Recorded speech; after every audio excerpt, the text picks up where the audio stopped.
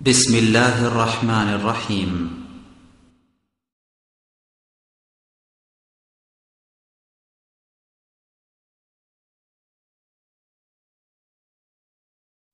السلام عليكم ورحمة الله وبركاته.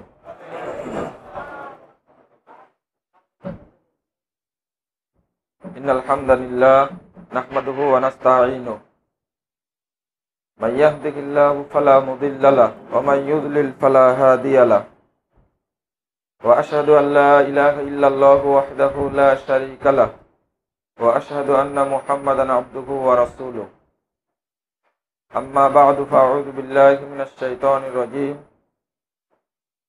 قل هذه سبيلي أدعو إلى الله على بصيرة أنا ومن اتبعني وسبحان الله وما أنا من المشركين.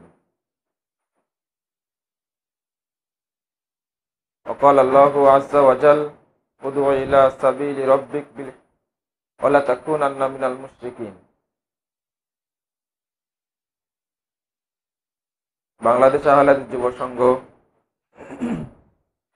ঢাকা সাংগঠনিক জেলা কর্তৃক আয়োজিত মাসিক তাবলিগে ইজতেমার সম্মানিত সভাপতি, উপস্থিত আজকের তাবলিগ ইজতেমার মধ্যমণি শ্রদ্ধাভাজন উস্তাদ শেখ আব্দুর রাজ্জাক বিন ইউসুফ, উপস্থিত ঢাকা জেলা আন্দোলন ও যুব সংঘের নেতৃবৃন্দ এবং আমার সামনে উপবিষ্ট বিভিন্ন এলাকা থেকে আগত কর্মী ও সুধীবৃন্দ, সময় অত্যন্ত অল্প, যার কারণে আমি সংক্ষেপে আপনাদের সামনে দুটি কথা উপস্থাপন করছি। এরপরে আমার উস্তাদ চলে আসবেন, তিনি গুরুত্বপূর্ণ আলোচনা রাখবেন আপনাদের উদ্দেশ্যে। প্রথমে দাঁড়িয়ে আজকের এই পরিবেশের কথা বলতে হচ্ছে। ঢাকা জেলা অফিসের সাথে পরিচিত আমি বহুদিন থেকে, 2001 সাল থেকে, আজকে 12 সাল চলছে। তাতে আজকের যে অবস্থায় প্রোগ্রাম চলছে এর আগে এমনটা হয়নি। এই ব্যবস্থা করার জন্য প্রথমত আল্লাহর প্রশংসা করছি, আলহামদুলিল্লাহ, এবং ঢাকা জেলা আন্দোলন ও যুব সংঘকে আমি স্বাগত জানাচ্ছি, ধন্যবাদ জানাচ্ছি এবং তাদের জন্য দোয়া করছি আল্লাহ যেন তাদেরকে উত্তম প্রতিদান দান করেন, আল্লাহুম্মা আমিন। আর আজকের এই প্রথম সুন্দর বৈঠকে আপনারা উপস্থিত হয়েছেন, এই জন্য আল্লাহ যেন আপনাদেরকে উত্তম প্রতিদান দান করেন এটারও কামনা করছি, আমিন। আল্লাহ রাব্বুল আলামিন মুহাম্মদ রাসূলুল্লাহ সাল্লাল্লাহু আলাইহি সাল্লামকে লক্ষ্য করে বলছেন, কুল হাদিহি সাবিলি, সূরা ইউসুফ 108 নম্বর আয়াত। আপনি বলুন হাজিহি সাবিলি, এটাই আমার রাস্তা। আরবি পরিভাষায় দুইটি শব্দ ব্যবহার হয়, একটা হলো তিলকা আর একটা হলো হাজা। মুজাক্কার মুয়ান্নাসের জন্য হাজিহি ব্যবহার হয়েছে এখানে। রাস্তাটা সামনের রাস্তা, একেবারে সামনে, তাই বলছেন হাদিহি সাবিলি, এটাই আমার রাস্তা। আদউ ইলাল্লাহি আলা বাসীরা, আমি আল্লাহর দিকে ডাকি জাগ্রত জ্ঞান সহকারে। আনা ওয়া মানিত্তাবানি, আমি একা ডাকি না, আমি সহ আমার যারা আনুগত্য করে অনুসারী তাদেরকেও ডাকি, তারা সহ ডাকি। ওয়া মা আনা মিনাল মুশরিকিন, আমি মুশরিকদের অন্তর্ভুক্ত নই।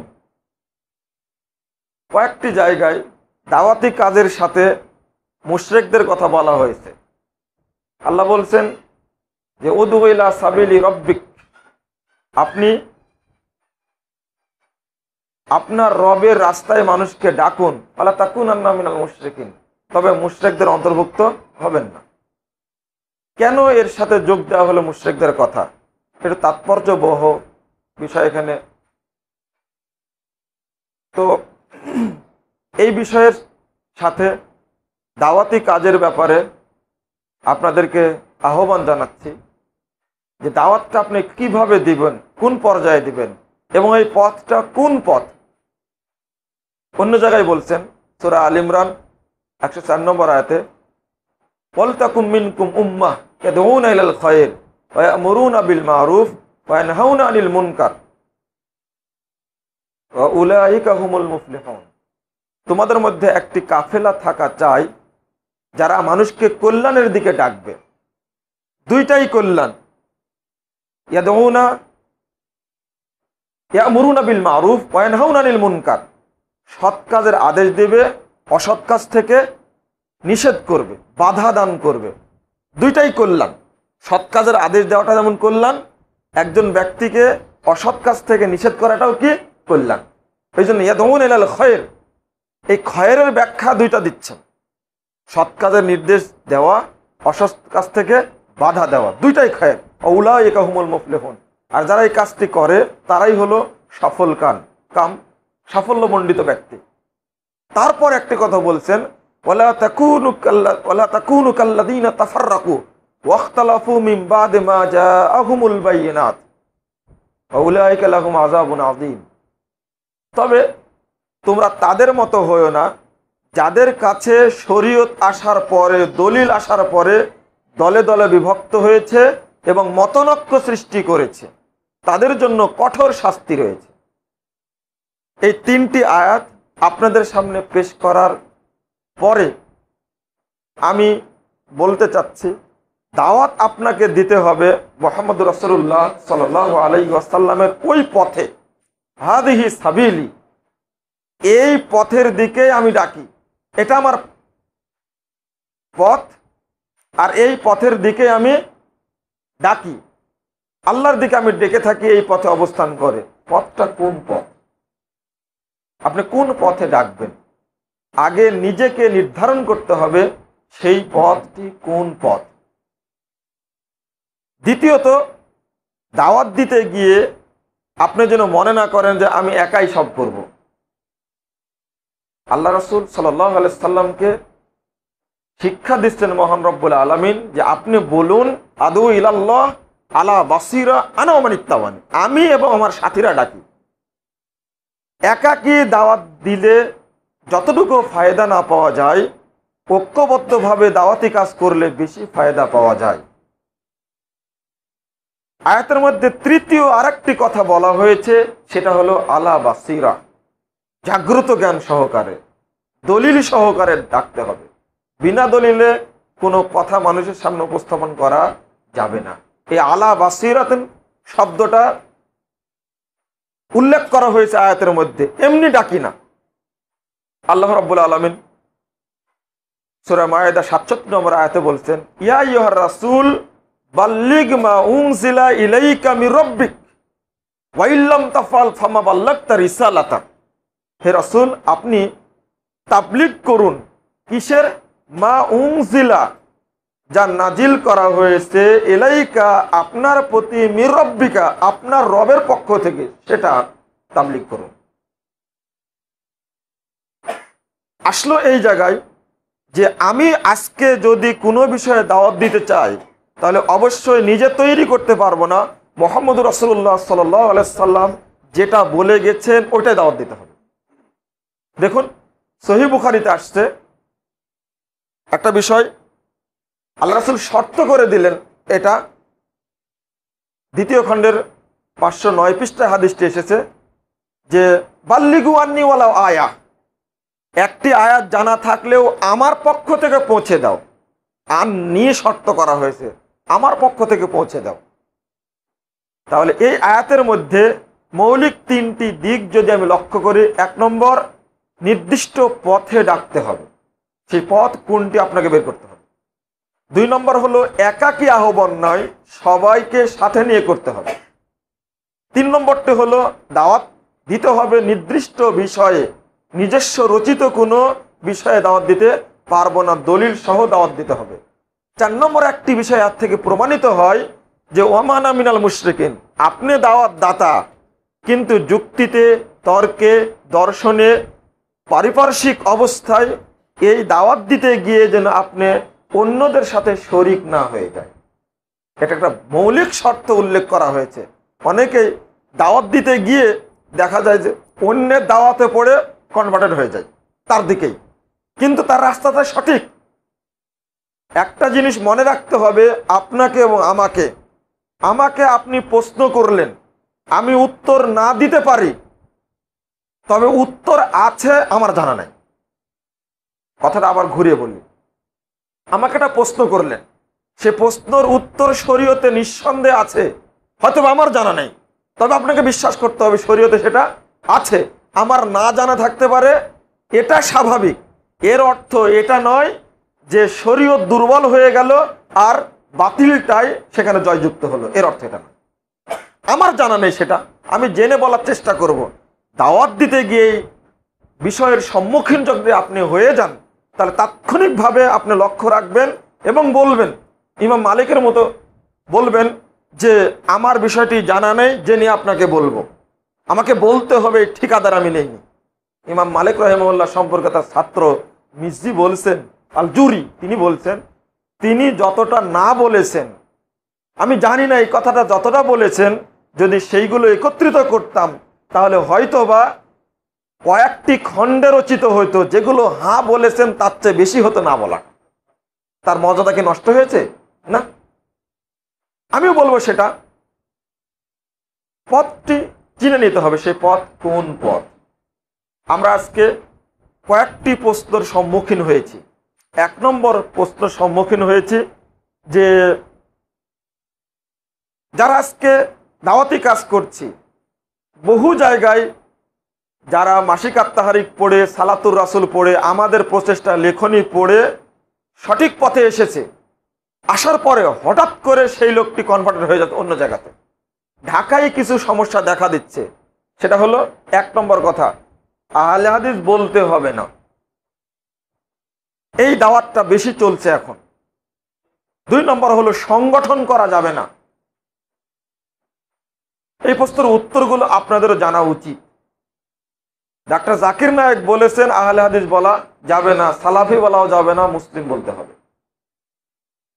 আর একটি মহামারী, সবচেয়ে বড়, সংগঠন করা বেদাত, সংগঠন করা যাবে না। আপনি দাওয়াতি কাজ করবেন কিভাবে? আমি কষ্ট করে একটা ছেলেকে গঠন করে তুললাম, আর হঠাৎ করে একটা চটকদারি বক্তব্যে আপনি সিদ্ধান্ত উল্টা দিলেন। একটুকু চিন্তা হলো না, নতুন কর্মী তো ভড়কে গেছে হঠাৎ করে, তাই তো, এটাই তো সঠিক। আপনাকে একটা কথা বললে দিলাম এই জন্য যে আলা বাসিরা, জাগ্রত জ্ঞান সহকারে আপনাকে উপস্থাপন করতে হবে দলিলটা কোথায়। এই প্রশ্নের উত্তরটা আজকের নয়। একদিক থেকে আহলে হাদিসরা আজকে বিভিন্ন দর্শনে বিশ্বাসী হয়ে গেছে, কয়েকটি পথ আমাকে মোকাবেলা করতে হচ্ছে। রাজশাহী বিশ্ববিদ্যালয়ে অনার্স মাস্টার্স করে বের হয়ে আসতে আমাকে কয়েকটি বাধা মোকাবেলা করতে হয়েছে। 1 নম্বর বাধা, আহলে হাদিস মানুষ, অথচ হয় বিএনপি মানা অথবা আওয়ামী লীগ মানা, দুইজনের মধ্যে দ্বন্দ্ব আছে। আমি যদি সাহায্য নিতে চাই যে স্যার দেখেন বিষয়টা তো এইরকম, আমি কোনোটাকেই মানিনি, তখন জাতীয়তাবাদী টিচার যদি দেখতে পায় তখন আমাকে একচোট নেবেন। আবার জাতীয়তাবাদী টিচারের কাছে গেলে ধর্মনিরপেক্ষতাবাদী টিচার যদি দেখতে পান তখন আর এক চোট নেবেন। একই আরেক টিচার আছেন ইসলামী দলের সদস্য, জামাত ইসলাম করেন, তিনি আবার ভাবেন যে এই ছেলে আহলে হাদিস হওয়ার পরে এনার সাথে কেন। আর একটা হলো হানাফি এবং আহলে হাদিস দুইটা ভাগ আছে, এই একটা মোকাবেলা করতে হয়েছে। কয়টা দিক হলো তাহলে? 4টা। এই 4টা পরিবেশকে মোকাবেলা করে বের হয়ে আসতে হয়েছে। ঠিক মাঠেও এই 4টা পরিবেশকে আমাকে আপনাকে মোকাবেলা করতে হচ্ছে। এই মতামতগুলো চালু আছে। আমরা বের করে নিয়ে আসছি একজন ছেলেকে যে মানব রচিত কোনো আন্দোলনের সাথে শরিক হওয়া যাবে না। সে যে আন্দোলনে হোক না কেন, সে ইসলামী আন্দোলন হোক বা বস্তুবাদী আন্দোলন হোক, রাজনৈতিক কোনো আন্দোলন হোক, চলবে না এটা। কেন? একটা বড় করে লিখে দিয়েছে একটা কথা, আমরা চাই এমন একটি ইসলামী সমাজ যেখানে থাকবে না প্রগতির নামে কোনো বিজাতীয় মতবাদ, থাকবে না ইসলামের নামে কোনরূপ মাযহাবী সংকীর্ণতাবাদ। এত বড় শক্ত কথা মুখে বলার পরে আহলে হাদিস যুব সংঘের কোনো কর্মী, আহলে হাদিস আন্দোলনের কোনো কর্মী ইসলামের নামে প্রচলিত কোনো মতবাদ এবং জাহেলি যুগে এই যে বস্তুবাদী জাহেলি মতবাদের সাথে কি সংশ্লিষ্ট হতে পারে? অসম্ভব, পারে না। এই অল্প কিছু সংখ্যক লোক যুগ যুগ ধরে কাজ করে এসেছে বলেই, আজও কিন্তু তাজা হয়ে আছে। আজকে মাদারটাকে বললাম না, বলছেন জাকির নায়ক আহলে হাদিস বলা যাবে না, কিন্তু বাস্তব প্রেক্ষাপট না দেখলে বলা যাবে না। যদি আজকে বলে যে জাকির নায়ক আহলে হাদিস, সঙ্গে সঙ্গে তার সমস্ত প্রতিষ্ঠান তছনছ করে দেওয়া হবে, রাখা হবে না। বেরলভি এবং দেওবন্দি দুইটাই শক্তিশালী, সেখানে এমন কৌশলে তার কাজ করতে হচ্ছে। তবে আলহামদুলিল্লাহ যতগুলো 450 তার লোক কাজ করছে, 450 সবই আহলে হাদিসের বাদ এবং বাই বর্ণ আহলে হাদিস। তারা বিশেষ করে মূল 10 জনের মতো লোক আছে মূল দায়িত্বশীল, তারা এক বাক্যে এমন 2 জন ব্যক্তিকে শুধু এডিট করে দেবেন, দেখবেন কাজটি কলকাতা থেকে নিয়ে যাওয়া হয়েছে, একেবারে বাস্তব আহলে হাদিস লোক। এবং তার বক্তব্য হলো বাংলা এডিটিংয়ে আর উর্দু এডিটিংয়ে কোনো আহলে হাদিস ব্যক্তি ছাড়া কেউ যেন সংশ্লিষ্ট না হয়। এটা তার বক্তব্য, বাস্তব। যদি আপনি কখনো মুম্বাই গিয়ে দেখে আসেন তাহলে বোঝা যাবে কেন তিনি তাহলে নামটা বলতে ইতস্তত বোধ করছেন। কৌশল, ওনার পুরো আলোচনাটা হয় কার উপরে? কৌশলের উপরে। না এইদিকে মারবেন না ওইদিকে মারবেন, একটা সোজা পথ বের করে দিবেন। আমি আরেকটি দিক পরিষ্কার করছি আপনাদেরকে, যে এই প্রশ্ন তো আজকের নয়।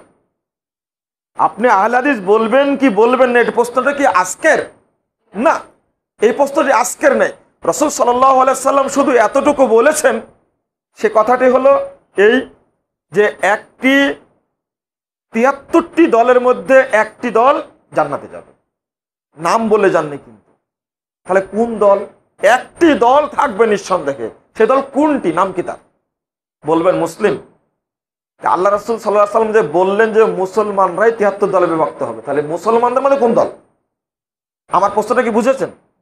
মুসলমানদের মধ্যে কোন দল? আল্লাহ রাসূল সাল্লাল্লাহু আলাইহি সাল্লাম বলছেন এই মর্মে যে সাতাফতারিকু উম্মতি আলা সালাসাতিন ওয়া সাবিনা মিল্লাহ কুল্লুহুম ফিন্নার ইল্লা মিল্লাতান ওয়াহিদা। আমার উম্মত বিভক্ত হবে 73টি দলে, সবগুলো জাহান্নামে যাবে, একটি ব্যতীত। রাসূলের মুসলিম উম্মাহ বিভক্ত হবে 73টি দলে, একটি যাবে জান্নাতে। এই উত্তর প্রশ্ন আজকে তৈরি হয়নি, প্রশ্ন কিন্তু বহু আগে তৈরি হয়েছে। এই প্রশ্নের উত্তর জানার জন্য যদি আপনি জিজ্ঞেস করেন ইমাম আহমদ বিন হাম্বল রাহিমাহুল্লাহকে, তিনি একটা উত্তর দিবেন। এই প্রশ্নের উত্তর তার টিচার আলী ইবনুল মাদানীকে যদি জিজ্ঞেস করেন, তার কাছ থেকে একটা উত্তর পাওয়া যাবে। তার ছাত্রদেরকে প্রশ্ন যদি করেন, উত্তর পাওয়া যাবে। এই প্রশ্নের উত্তর যদি জিজ্ঞেস করেন, প্রশ্ন যদি করেন আবু হুরায়রাকে, তাও পাওয়া যাবে। এই প্রশ্ন যদি স্বয়ং মুহাম্মদ রাসূলুল্লাহ সাল্লাল্লাহু আলাইহি সাল্লামকে করা হয়, তা উত্তর পাওয়া যাবে। আপনি বলবেন কিভাবে? বাইহাকিতে একটা হাদিস আসছে, 1741 নম্বর হাদিস, বাইহাকি শুআবুল ঈমানের মধ্যে। এই হাদিসের সনদ সহিহ বলেছেন সেই যুগেই হাসান বলেছেন, আর আলবানী রাহিমাহুল্লাহ এসে এই হাদিসের সনদকে সহিহ বললেন। সিলসিলা সহিহা 270 নম্বর হাদিস। আবু সাঈদ খুদরি বলছেন, আল্লাহ রাসূল আমাদেরকে বলেছেন যে যুবকদের জন্য মারহাবা জানাই, কেন? এবং বৈঠকে আসলে যেন হাদিস শিক্ষা দেই এবং বসতে দেই। ফাইন্নাকুম খুলুফুনা ওয়া আহলুল হাদিসে বাদানা। এটা একটা উত্তর। আমি যদি একজন তাবেঈকে জিজ্ঞেস করি, মুহাম্মদ বিন সিরিন, তিনি উত্তরটা দিবেন সহিহ মুসলিমের প্রথম খণ্ডের 11 পৃষ্ঠা খুলেন, সেখানে গিয়ে বলছেন, মুহাম্মদ বিন সিরিন বলছেন যে 2টি দলে বিভক্ত হয়ে গেল, একটা হলো আহলে সুন্নাহ আর একটা হলো আহলে বিদআহ। যদি আহলে সুন্নাতের অন্তর্ভুক্ত হয় তাহলে তার হাদিস গ্রহণ করা হতো, ফতোয়া গ্রহণ করা হতো। যদি আহলে বিদআতের অন্তর্ভুক্ত হয়, গ্রহণ করা হতো না। এবার আপনি আসেন আলী ইবনুল মাদানীকে জিজ্ঞেস করি, তিনি জবাব দিলেন একইবার, ওয়াহুম আহলুল হাদিস আল্লাযীনা ইয়াতাআহাদুনা মাযাহিবার রাসূল। তারাই আহলে হাদিস যারা রাসূলের পথটাকে আঁকড়ে ধরে থাকে। লাউলাহুম, এই কাফেলা যদি না থাকতো, এটা যে একটা কাফেলা, এটা একটা যে জামাত, এটা যে ঐক্যবদ্ধ একটি প্ল্যাটফর্ম, তারপরে ব্যাখ্যা পাওয়া যায় লাউলাহুম আনিল মুতাজিলা ওয়া রাফিজা ওয়াল জাহমিয়া ওয়া আহলুল ইরজা ওয়া রায় শাইয়্যাম মিনাস সুনান। যদি আহলে হাদিস কাফেলাটি না থাকতো, মুরজিয়া বলো, শিয়া বলো, জাহমিয়া বলো, মুতাজিলা বলো, আরো যত ইসলামের নামে দল আছে, কোন দলের কাছ থেকে আমরা সুন্নাত আশা করতে পারতাম? কেন বললেন? যদি ইমাম বুখারীকে জিজ্ঞেস করি, তার ছাত্র, তার ইমাম বুখারীর উস্তাদ আহমদ বিন হাম্বলকে যদি জিজ্ঞেস করা হলো তাকে 70-এর অধিক দল হবে, তো কোন দল জান্নাতে যাবে? তখন ইমাম আহমদ বিন হাম্বল জবাব দিলেন, ইল্লাম ইয়াকুনু আসহাবাল হাদিস ফালা আদরি মানহুম। আপনি আজকে প্রশ্ন খুঁজতে যাচ্ছেন, এই প্রশ্নের আগে উত্তর দিয়েছে, সেটা খুঁজেন না। এই মুহূর্তে আপনার ব্রেনে এটা পুশ করলো কে যে আহলে হাদিস শব্দ বলা যাবে না? যদি ইমাম বুখারীকে জিজ্ঞেস করি, ইমাম বুখারী রাহিমাহুল্লাহ তারিখুল কাবির একটা গ্রন্থ, এই গ্রন্থের প্রথম খণ্ড 26 পৃষ্ঠা, তিনি বলছেন ওয়াহুম আসহাবুল হাদিস, তারা হলো আহলুল হাদিস। সহিহ বুখারীর 1016 পৃষ্ঠায় আলোচনা করতে গিয়ে ইমাম বুখারী বলছেন এই হাদিসে যে ওয়াহুম আহলুল ইলম, তারা হলো আহলুল ইলম। এই যুগে আল্লামা নাসিরউদ্দিন আলবানী রাহিমাহুল্লাহ তিনি ওই আসহাবুল হাদিস বলেছেন আর বুখারীতে বলেছেন আহলুল ইলম, একই ব্যক্তির দুইটা কথা। আলবানী রাহিমাহুল্লাহ এই যুগে এসে দুইটা সমন্বয় করে কি বলছেন জানেন? তিনি বলছেন লা মুনাফাতা বাইনাহুমা, আসহাবুল হাদিস আর আহলুল ইলম দুইটার মধ্যে কোন রকমের মতপার্থক্য বৈপরীত্য নেই। লিয়ান্না আহলাল ইলম ওয়া হুম আহলুল হাদিস, যারাই আহলুল ইলম তারাই আহলে হাদিস। আপনি খুলেন তথ্যগুলো দেখেন, এর আলবানী রাহিমাহুল্লাহ কি বলছেন। যাক, যদি আমাকে প্রশ্ন করেন এই মর্মে, আমি 1.5 ঘন্টা 2 ঘন্টা আলোচনা করবো শুধু তথ্য দিয়ে আপনাদেরকে। এই মর্মে প্রত্যেক যুগেই প্রমাণিত হয়েছে এইভাবে ওই কাফেলাটি কোন কাফেলা। আজকেও প্রত্যেকটি তথ্যের পিছনে একটি কথা আসছে, আলবানী বলেছেন এত চমৎকার, ওই 270 নম্বর হাদিসের 478 পৃষ্ঠায় তিনি বলেছেন অহুম আহলুল হাদিস হাশারানাল্লাহু মাআহুম, এই কাফেলাটা হলো আহলে হাদিস কাফেলা, আল্লাহ যেন কাল কিয়ামতের মাঠে আমাদেরকে তাদের সঙ্গে একত্রিত করেন। এটা দোয়া করছেন তিনি, জুমলায়ে মুতারিজা দোয়া করে দিলেন এটা। এরপরে বলছেন লা ইয়াতাসাবুনা লিকাউলিন শাখসিন মুআয়্যানিন মাহমা আলা ওয়া সামাহা মুহাম্মাদান সাল্লাল্লাহু আলাইহি সাল্লাম, তারা একক কোনো ব্যক্তির কথাকে প্রাধান্য দেন না, ওই ব্যক্তি যত বড়ই হোক না কেন, একমাত্র মুহাম্মদ রাসূলুল্লাহ সাল্লাল্লাহু আলাইহি সাল্লাম ব্যতীত। তারপরে বলছেন ওহুম ইয়াতাসাবুনা লি আকওয়ালি আইম্মাতিহিম, অন্যান্য সমস্ত দল নিজ নিজ ইমামের কথাকে গ্রহণ করে থাকে। ওয়া আহলুল হাদিস ইয়াতামাসসাকুনা লি আকওয়ালি নাবিয়্যিহিম, আর আহলে হাদিসরা গ্রহণ করে থাকে তার নবীর বক্তব্য। এরপরে বলছেন যেটা ফালা আযাবা বাদা হাযাল বায়ান, বিশ্ববাসী আমি যে কথাটি বললাম এই কথা আশ্চর্য হওয়ার কোনোই কারণ নাই। লিআন্না আহলাল হাদিস হুমুত তাইফাতুজ যাহিরা ওয়াল ফিরকাতুন নাজিরা বল আল উম্মাতুল আসাদ আশহাদা ওয়াল খালক। চারটি কথা বলেছেন, আশ্চর্য হয়ে কোনো লাভ নাই। এই আহলে হাদিসরাই হলো বিজয়ী কাফেলা, তারাই হলো জাহান্নাম থেকে মুক্তিপ্রাপ্ত দল, তারাই হলো পৃথিবীর শ্রেষ্ঠ উম্মত, তারাই হলো কাল কিয়ামতের মাঠে আল্লাহর সামনে মুহাম্মদের পক্ষে সাক্ষী দানকারী। এই কথা বলে তিনি আলোচনা শেষ করেছেন। আমি বলতে চাচ্ছি আপনাদেরকে, আমাদের ব্রেনে আমাদের কথায় কে হঠাৎ করে একটি কথা পুশ করলো সেটা আমার তো বুঝে আসে না।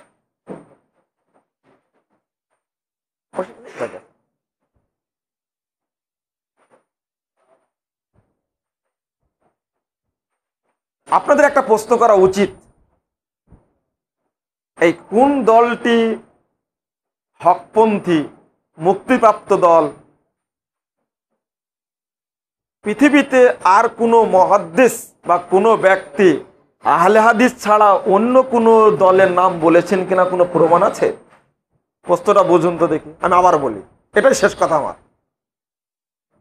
যে এতগুলো রেফারেন্স আমি টানলাম, আর কোনো ব্যক্তির, কোনো মুহাদ্দিস, কোনো মুফাসসির, কোনো ফকিহ ওই হকপন্থী দল আহলে হাদিস ছাড়া অন্য কোনো দল আছে এই মর্মে কি উল্লেখ করেছেন? যদি পেয়ে থাকেন আমাকে জানাবেন। এটা এখানকার কথা নয়, আমি পিস টিভিতে একটা আলোচনা করে সেখানে এই চ্যালেঞ্জটা করে আসি। আর কোনো দলের নাম বলা হয়েছে কিনা সেটা পাওয়া যায় না, একটাই কথা আসছে। আজকে আপনাদেরকে কেন বলা হচ্ছে যে আহলে হাদিস শব্দটি বলা যাবে না, এটা নিঃসন্দেহে দুঃখজনক। আর আরো দুঃখজনক হলো আমরা আহলে হাদিস যাদের নাম তারাই অনেক দলে বিভক্ত হয়েছে। এটা ঠিক, মৌলিক দুইটি দলকে বেশি উপস্থাপন করা হয়, এটা আমি দাওয়াতি কাজের ক্ষেত্রে বাধা বলে মনে করি না। আমি মনে করি মাঠে আপনি কাজ করবেন, কেউ সামনে আসতে পারবে না। তার প্রেক্ষাপট আপনারা ইতিমধ্যে পেয়ে গেছেন বাংলাদেশ আল্লাহর রহমতে, ঢাকাতেও পেয়েছেন, গোটা দেশে পেয়েছেন। আমরা কারো বদনাম করি না, শুধু কোরআন হাদিসের অনুবাদ করি, এটা আমাদের অভ্যাস। যার কারণে যতই গাড়ি বক্তা নিয়ে আসেন না কেন, লোক সংখ্যা দেখবেন আর আমার উস্তাদ আব্দুর রাজ্জাক বিন ইউসুফকে নিয়ে যাবেন, লোক সংখ্যার তারতম্য করে দেখবেন। এটা বাস্তব কথা। তাবলিগ ইজতেমা হয় রাজশাহীতে, সেখানকার অবস্থা দেখেছেন। আজকে আমাদের আলোচনাগুলি শুনে, প্রেক্ষাপটটা শুনে আমি বললাম, আপনার বলছি মোহতারাম আমিরাজাবাদ প্রফেসর ডক্টর মোহাম্মদ আসাদুল্লাহ আল গালেব স্যার সম্পর্কে এত সুন্দর একটা মন্তব্য করলেন, এবং তিনি সান্ত্বনা বানিয়েছিলেন ডক্টর জাকির নায়েক। যখন আমি তার চিঠিটা দিলাম, তিনি দাওয়াত দিয়েছেন আগামী ইজতেমার জন্য, চিঠিটা পড়ে মুচকি হেসে বলছেন, আমার তো খুব ইচ্ছা জাগে সেখানে যাওয়ার, তবে তিনি কি তাহলে দেশে জেলখানার বাহিরে আছেন? তা বললাম যে হ্যাঁ, 3 বছর 6 মাস জেলখানার পরে তিনি এখন বেরিয়ে আছেন। কতদিন? আমি বললাম যে কেবল 3 বছরের মতো হয়েছে। তাহলে জেলখানায় যতদিন ছিলেন ততদিন এখনো পূরণ হয়নি বাইরে থাকাটা। খুব যৌক্তিক, চৌকস মানুষ তো, চট করে এই কথা বলে ফেলেছেন। এরপর আমাকে বললেন যে আমি তার জন্য দোয়া করে আমার সালামটা পৌঁছে দেবেন, তবে ইসলামী দাওয়াতি কাজ, হকের কাজ করতে গেলে একটু কষ্ট হবেই, মানুষ গালি দিবে, গ্রেফতার হতে হবে, আল্লাহ রাব্বুল আলামিন যা যায় খায়ের দান করবেন। এই কথা বলাতে উনি যেমন খুব আবেগ আপ্লুত হয়ে গেলেন, আমিও ওইরকম হয়ে গেলাম যে আসলে তার মুখ থেকে যখন একটা দোয়া বেরিয়ে আসলো, দাওয়াতি কাজ যেখানে করবেন আপনি আল্লাহর পক্ষ থেকে সেখানে মর্যাদা পাওয়া যাবে, আল্লাহ রাব্বুল আলামিন দিবেন, এটা আপনারা মনে করবেন। আর দেশব্যাপী নয়, গোটা বিশ্বব্যাপী এখন যে দাওয়াতি ক্ষেত্রটা ক্যাসেটে, ইন্টারনেটের মাধ্যমে, সিডির মাধ্যমে দাওয়াতি কাজটা চলছে, এখন সর্বত্রই দেখবেন হক সব জায়গায় ছড়ে পড়েছে। আপনাদের এই দাওয়াতি কাজের সময় দেওয়ার জন্য আমি বিনীতভাবে আহ্বান জানাচ্ছি। বাংলাদেশ আহলে হাদিস যুব সংঘ, আহলে হাদিস আন্দোলনের কর্মীরা এবং যে যেখানেই থাকেন না কেন, সেখানে সর্বত্র দাওয়াতি কর্ম কাজ চালিয়ে যাবেন, এই উদাত্ত আহ্বান আপনাদের কাছে রাখছি। আল্লাহ যেন আমাদের সেই তৌফিক দান করেন। আল্লাহুম্মা আমিন।